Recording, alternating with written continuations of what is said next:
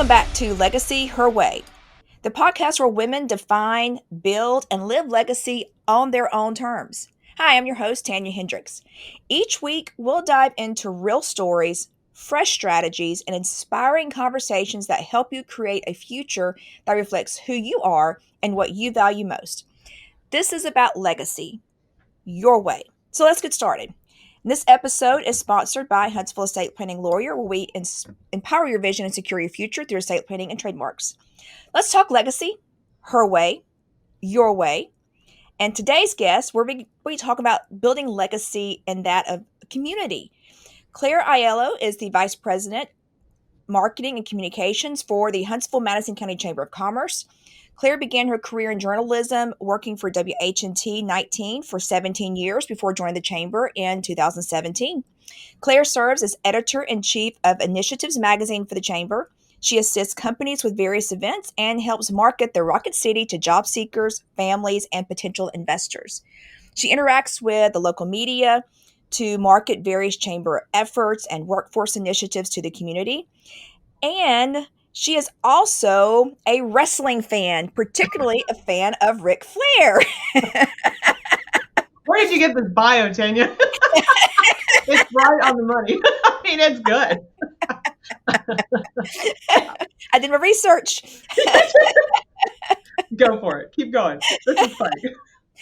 Well, welcome to the show, Claire. I'm happy to have you with us. And for any of you interested, there is a photo on the internet of Claire with Ric Flair.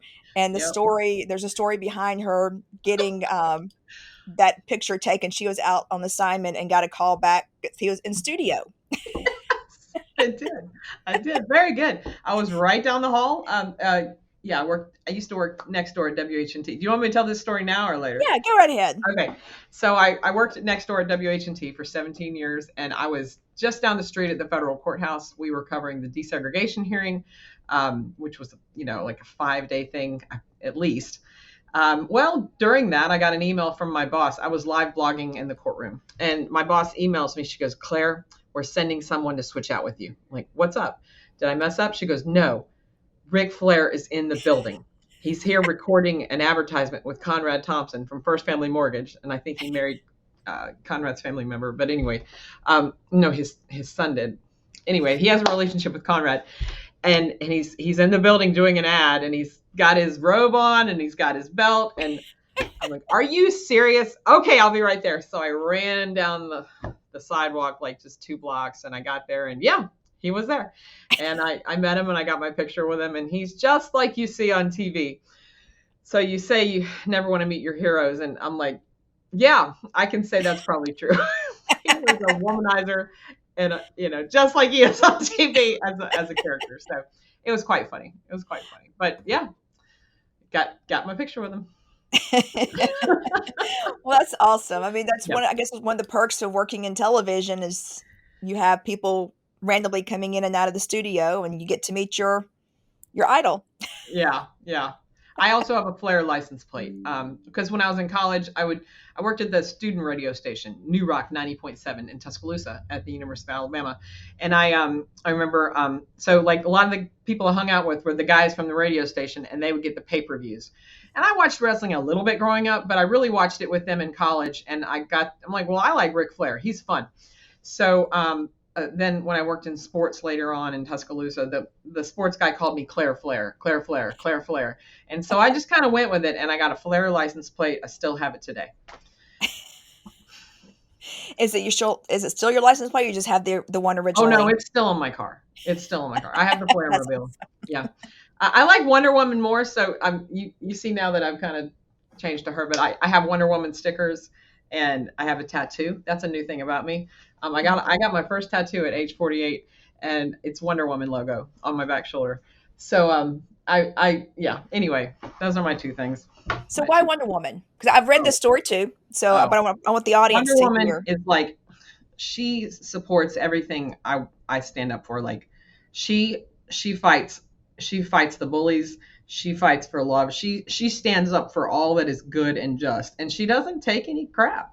And Wonder Woman, I just love her. I love the new one, Gal. She's wonderful. They might have a new actress in the next movie, but I love what she stands for all around.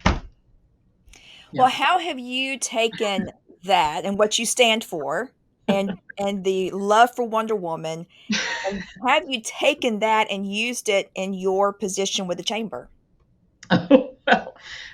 well, we, we, I mean, I do have posters in my office. It's kind of funny, but people walk in and they're like, "Interesting, Claire." Yeah, I'm like, "Well, okay." Um, I think that we really try to help businesses who come in. We try to advocate for them. We try to help them with various challenges they're facing. We try to connect them with resources that might help. So those are some of the things we do. We meet businesses at different levels. So you might just be forming business. You might be well along your way. You might be further on and you're trying to hire more people. Um, you know, Businesses face different challenges along the way in their chapters, so we help them along the way, whether it's finding resources to help find funding, or marketing their services, or they're expanding, and we might help find them an area to move to, or an area to expand, or people to join their team when they need to add 100 more positions, or say it's a company who's looking at our market. Our economic development division does this kind of work, but they're looking at Huntsville, they're thinking about us as a location, they're not ready to decide yet, but we help them see why this might be a good decision for them, or it might not be. We don't bring every business that looks at Huntsville here. We help them with information, but sometimes our companies are a good fit, sometimes they're not. So Mhm. we help behind the scenes with a lot of that stuff too. Well, I know you said help behind the scenes, but you have had a front row seat to some of Huntsville's growth over the last 20 years. So you have been with WHNT, one of the local stations, and now you're with the chamber. Is there anything that stands out as the most exciting about what you have seen? Um, well, it's hard to say. Well, I think we've seen a lot of moments along the way, and it's a very exciting time now because a lot is coming together. But I think there's a theme that resonates through the years, really since the 50s, over the decades. Huntsville has always worked together to achieve progress and make things happen. Um, you don't see that in every community, and we hear that time and time again from companies who come here, or military commands who come here. We hear time and time again, Huntsville is unique. Um, we have not seen this way of thinking in other communities where you all work together, and you might have some challenges along the way with that, but you work that out before it's time to go and work with the company or bring them here. We really do. It's row in the same direction. Mhm.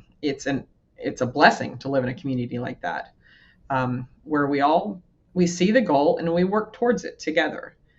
We don't have fighting along the way. A lot of communities have lost out on things because they've they've had infighting, or they go to make an ask of the state legislature and they're not on the same page about where it should be.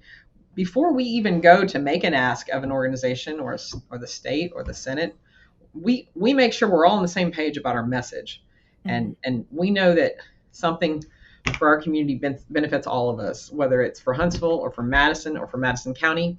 We know that it's going to benefit our entire community, and we think with that mentality here. Do have a follow-up to that because we are experiencing some changes in leadership locally. Mayor Finley is now leaving Madison City. There's a new mayor that's been elected. Mhm. Mayor Battle he just got reelected. Don't know if he will run for reelection in the future, if this is going to be his last term. So things are shifting and changing in the political landscape, and even with so many people moving into the area. So you've got this kind of struggle between those who are raised here and don't want to see any changes, and those who are like, we're united in moving forward. With the change in some of the leadership and then some of the people who are saying we don't want any more changes, do you foresee some of that unity splitting? I mean, I know you don't have a crystal ball, but do you think that, because you may or may not know some of the new leaders coming in, but do you think there's still going to be this group working together, or are you concerned that there may be some splintering along the way? Well, I think with every administration that comes forth, we have people in our building who work on this very thing and make sure that we engage our different elected leaders if there are new faces that come on board. But so we have people who actively work that and invite them to luncheons that we host where we hear from our elected leaders and we encourage our membership to engage, whether whether they're the businesses that come or the elected leaders from our cities and our counties and our school boards that come. I think we invite them to be part of the conversation early on, and we invite them to come and hear from, whether it be Senator Britt or Congressman Strong or the governor. We invite them to be part of the conversation so they're informed on the issues that affect our area. We meet with them often. A lot of the people you mentioned, like the new mayor in Madison, she's been a council member and a school board member prior to that for several years.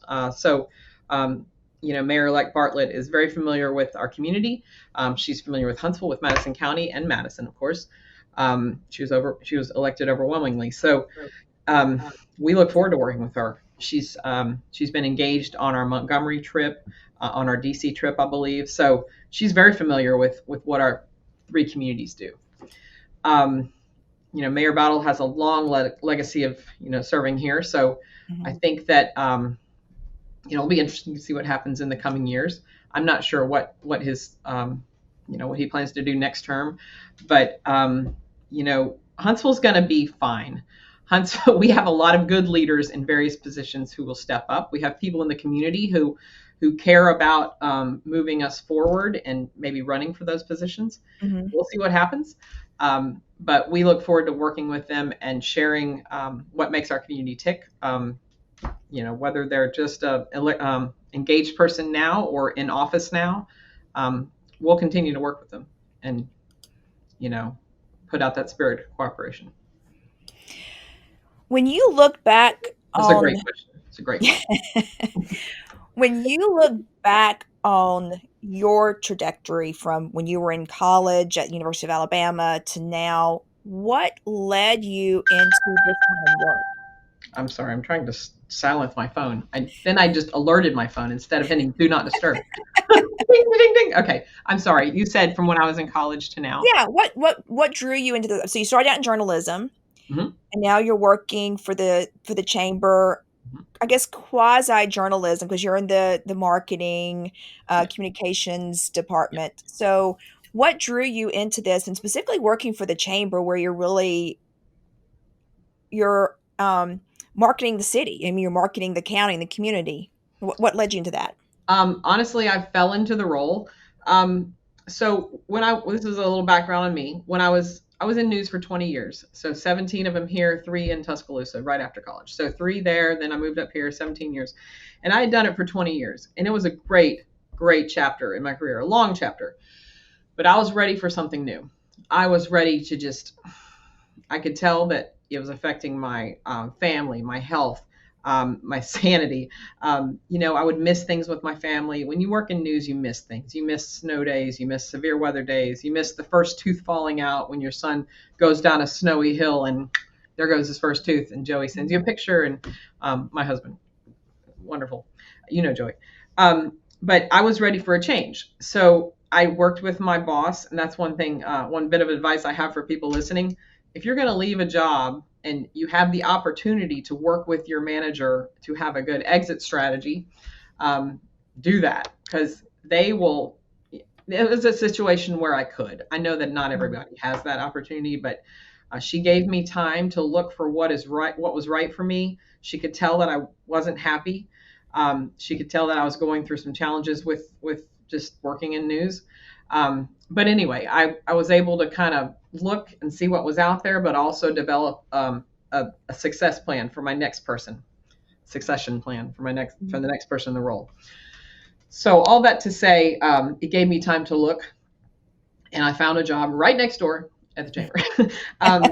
It's not my current role. I actually moved into a role that was kind of event planning related, where because I could name my senator and my congressman and my state senator and my city council person for my district, because I worked in news all those years and I knew what was happening and who was representing us.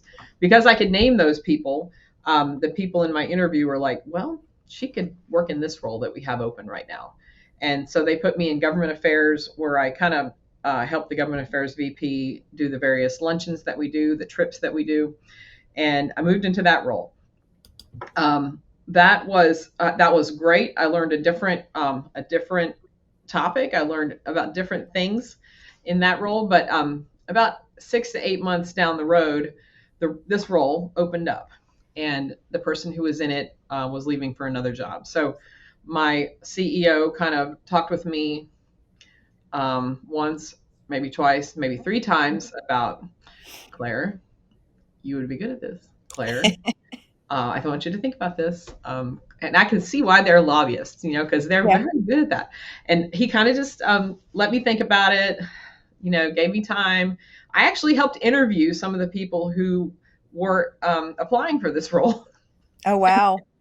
Yeah, and I just thought to myself as I was doing those things, like, okay, Claire, you just need to jump at this. You just need to go for it. Why are you so scared? Why are you avoiding this? This is a world that you know. And part of me was like, I liked the change that I was in. I liked I got to do a lot of new things. Hmm. But it came to me like, you know what, Claire, you'll still get to do a lot of those things. And you'll get to do a lot of the things you're familiar with. And you can put your skills from 20 years to work, and writing and social media. And, one of the funny things about me is I believe I can talk to a brick wall. I can. And then I can also answer the brick wall.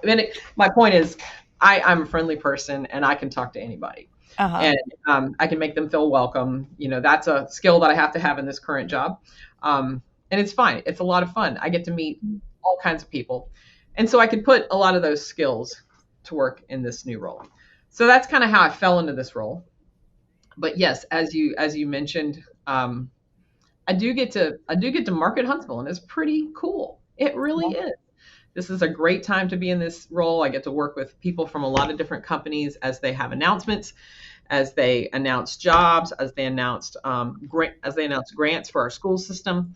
Hmm. We have a lot of companies in this town who give back, and that's really one of the really cool things about Huntsville. Nice. They know that our schools are bringing up our future workforce, and they Hmm. want them to know about them. Toyota wants them to know about them. Mazda Toyota wants them to know about them. Lockheed Martin wants them to know about them. Leidos, Raytheon, you can keep naming them down the list. They want our students today and our teachers to be supported, and they want them to know that, hey, we've got openings for you 5, 10 years down the road. We're going to keep growing. We want you to think of Huntsville when you're done with high school, when you're done with college, or when you're done with a 2-year degree from Calhoun or Drake State. We want Hmm. you to think about us down the road here at Toyota or Raytheon, or any of these companies. So this is a great town where we have a lot of that, um, a lot of those dynamics at play. Does that answer your question in a 8-minute It long? it did, and I mean, it opened up so many other questions, but one I really was kind of segue into. I mean, you are building not just your own legacy through your work, but also the legacy of this community. Have you given that consideration? Have you realized that that's what you were doing as you were, you just kind of fell into this role and this position? Well, that's very nice of you to say.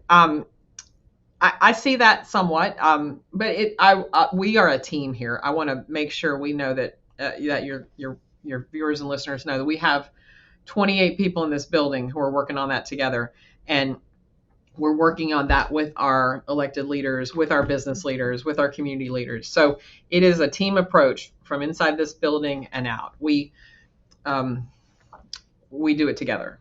It's not one person. That's for real. It's not one person. So, But it's a lot of fun. It's a lot of fun doing what we do. Yeah.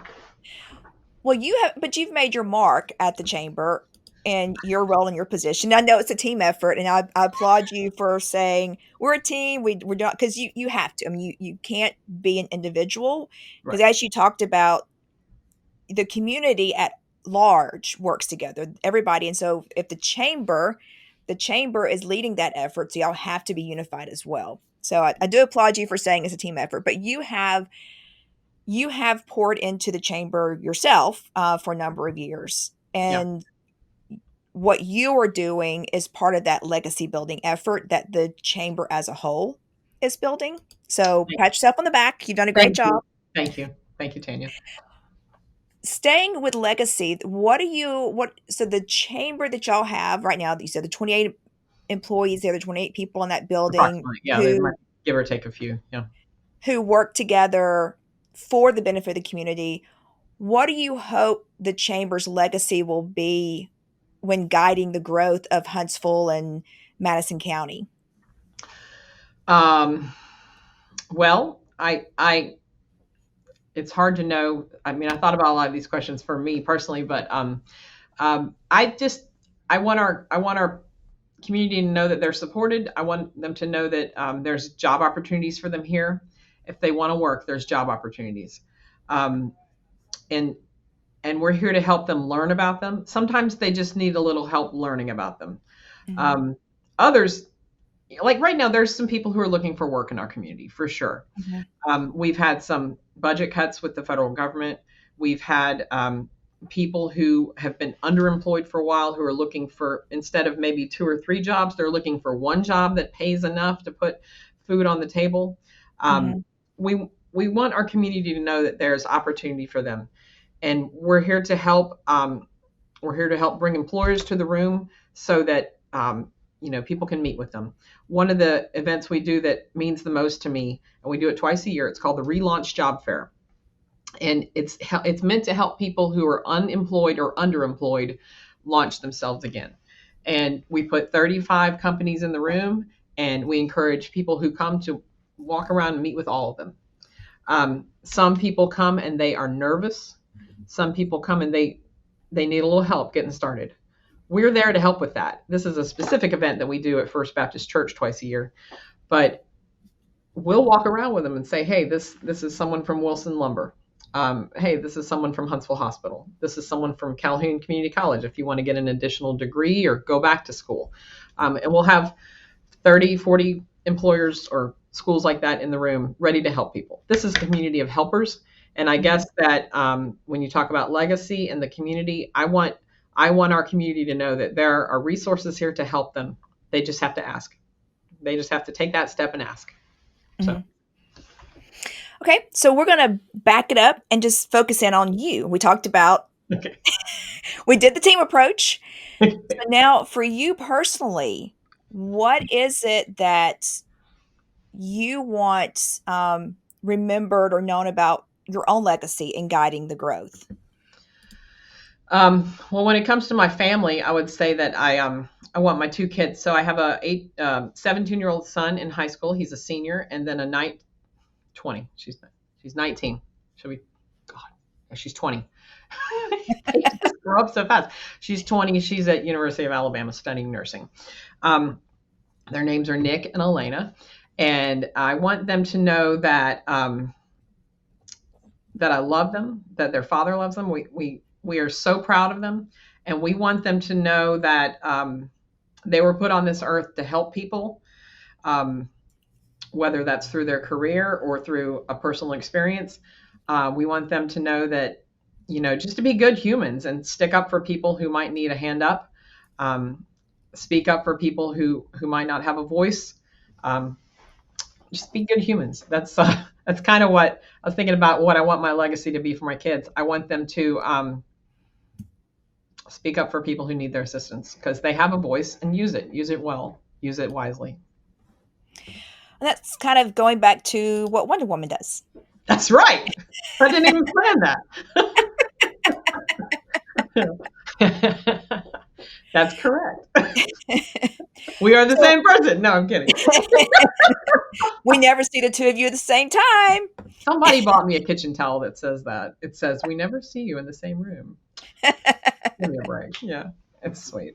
So speaking of your children and you're wanting them, My you're kids instilling think I'm a dork, by the way, but that's what most kids think their parents are at this age. I was about to say every kid thinks their parent's a dork. I'm a So total dork, and I know I am. So, so what are you doing? I know you said that you want your children to to understand that they're on earth to help people, to serve people, to stick up for people, to speak for people. What are you doing intentionally in their lives or throughout their lives that have taught them those things? Oh, um, I don't know a great answer to that right now. I would, without getting political, um, there are some things on the news right now that concern me, and they know that. They know that there's some things happening that we should be vigilant about. Mhm. And you have to raise your hand and ask questions, and don't just accept that things are normal right now. And I'll just kind of leave it at that right now. But you have, I mean, you and Joey, and just for full disclosure, everybody, Claire's husband Joey and I went to law school together. I Mhm. graduated law school together. But you and Joey Roll have Tide. raised them. Yeah, roll tide. You and Joey have raised them Mhm. in a way that you are. I mean, in your job, what you have done through the news is you have brought light to situations, Yeah. and you have gone above and beyond. There's a story when I did my research on you. There's a story where there was someone who needed, I can't remember what it was now, someone who needed something, and you went out of your way to make sure they got it, and then went even further because I think they needed to get to the hospital or something, and you went even further to make sure they got. I have to go back and find that. I can't remember it now. But it was above and beyond like doing a story. Like you didn't, it wasn't something that you would normally cover as a reporter. You were just, you Yeah. saw somebody in need and you helped them. Yeah. And so I know that that's part of your story and your legacy. And now you are still doing that with the chamber and helping businesses grow. So Mhm. I would assume and I would think that even maybe if it's not intentional, your children you have modeled that to your children. So I guess you and Joey both have. Yes. So Nick is about to be an Eagle Scout. Our son is about to make his Eagle Scout. wow. Hopefully next week. Hopefully, no pressure, Scout leaders, but he's done his project and he has his board of review coming up. So we're helping him through the steps of getting to that. Really, he's doing the work, but we're ensuring that it happens. Wink, wink. Um, as you have to do with 17-year-old boys, but he's very close on that, and I'm very proud that he's achieved that long, hard goal. Um, and our daughter is she's 20. She's in nursing school. She's a junior. She's got a big test today. Had a big test yesterday, big test today. So she's working hard to do that. So one of the things that's really cool. So in my job, I get to hear about different opportunities and workforce programs that our companies are doing. And so I saw Elena go through it at Grissom. She's a product of Grissom High School. Um, she was in the health sciences pathway. So our city schools and all our schools, our public schools have health pathways, or no, different pathways like computer science, culinary, computer, health science. So they can choose like 10 to 12 different pathways and learn if this might be a career they want to go into. So she chose the health pathways. She got to work in Huntsville Hospital, wear her tan scrubs as a high school student, and see some of the gross things, see some of the wonderful things, but also make sure that she could handle some of the gross things. Yeah. Um, and she did. She did very well with it.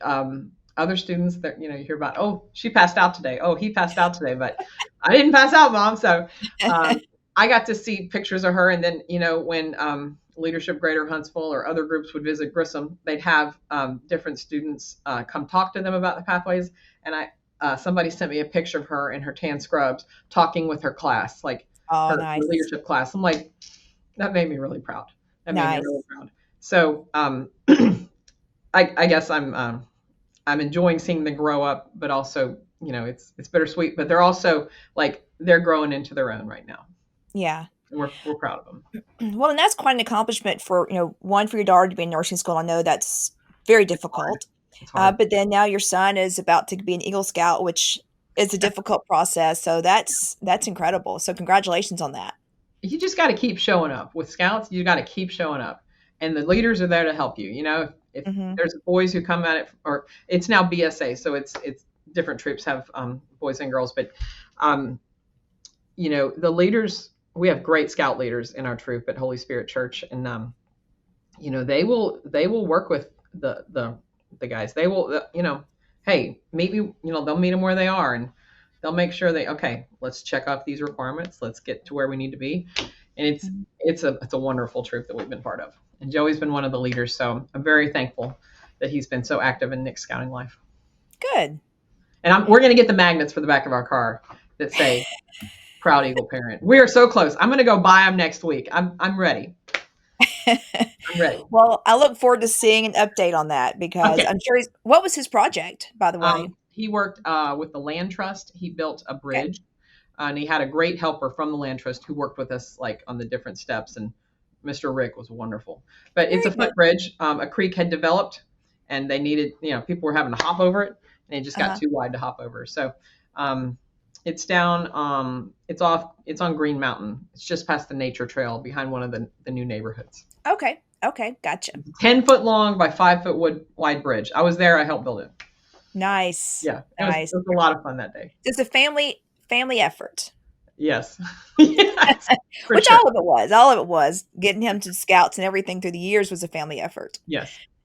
So when you think about your own story, what is one piece of wisdom about building a legacy that you want to pass on to anyone listening today?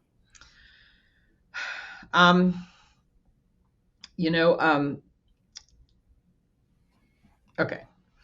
This is something my boss told me back when I started this job, my CEO. You don't have to say yes to everything. And I know that sounds a little selfish, but you have to protect your health first and foremost, or you can't be any good to yourself or anyone else. You have to be okay saying no on some things, because you can say yes on the things that matter. There will be other people that step up in other areas, hopefully, but say yes to the things that matter, and protect your health. Don't work yourself to death. It's not that, you have to protect your health, period. So I'm glad he came in here. And I still remember the day he came in and told me, it's Claire, you can't say yes to everybody. You can't. You're going to drive yourself crazy. And so, yeah, he was right. I was doing it. And I think the next week I resigned from 1 or 2 boards. It was great. Other people can step up. There's plenty of other people in this community who can step up and do it. Yes. So that's a tip I have. But put yourself out there for sure, because it's important to get involved and do things that make a difference. And there's plenty in this community that you can get involved in. Plenty. Yes. I don't want to hear these people say there's nothing to do here. That's over. It's done. It's not true. There's plenty to do. There are plenty of things to get involved in. And I'll just reiterate the saying no. I think that answer has been, I know that's been the number one answer of every one of my guests. Every one of my guests on this podcast has said something to the effect of no is a complete sentence. Don't say yes to everybody. And it's to this question, what advice would you give? And so for those of you listening, if you've listened to every episode, you know what I'm saying. Everybody, these are some amazing women that are telling you it's okay to say no. You gotta say yes to everything and everybody. It feels great. Also, it feels great to say no. I know that sounds selfish, but it feels great. It does, because when you're saying no to something when you're saying no to something, it is saying yes to yourself, but it's also saying yes. Maybe there's something else that you want to say yes to, that if you said yes to this thing, you couldn't say it to that next thing. Right. So practice it with me. No, I'm sorry. No. And it's a complete sentence. It's a wonderful feeling to say no. It is. So other than saying no, is there anything else that you wish more women knew they could do? Maybe something you're doing now that you wish more women knew they could do? Okay, so I think you need to start early. I'm talking about building wealth here. Not that we have it, but my point is start early. In your first job, you may not make much. I didn't make much working in journalism. God, no. But if you can put into your 401k what you can, try to max it. Try to do that max amount if you can.